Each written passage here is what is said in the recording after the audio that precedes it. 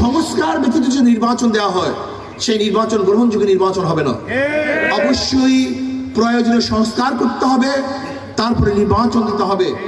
যদি সংস্কার ব্যতীত নির্বাচন দেওয়া হয় তাহলে সেই নির্বাচন আবার প্রশ্নবিদ্ধ নির্বাচন হবে, যে নির্বাচন জনগণ গ্রহণ করবে না।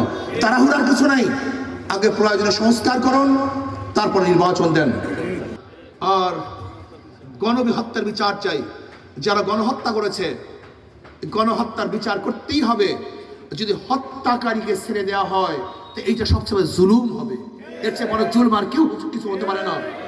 আপনাকে মনে রাখতে হবে, জালেমকে ছেড়ে দেয়াই বড় জুলুম, বরং জালেমকে বিচার করাই এইটাই হলো সবচেয়ে ভালো, এইটাই ন্যায়, এইটাই ইনসাফ, এইটা আদালত। এই জন্য আসুন আমরা গণহত্যার বিচার চাই। আমরা বাংলাদেশকে সমৃদ্ধশালী, অর্থনৈতিক চাঙ্গা, প্রত্যেকটা ধার্মিক যেন নির্বিঘ্নে তার ধর্ম পালন করতে পারে সেরকম একটা পরিবেশ আমরা বাংলাদেশে সৃষ্টি করতে চাই।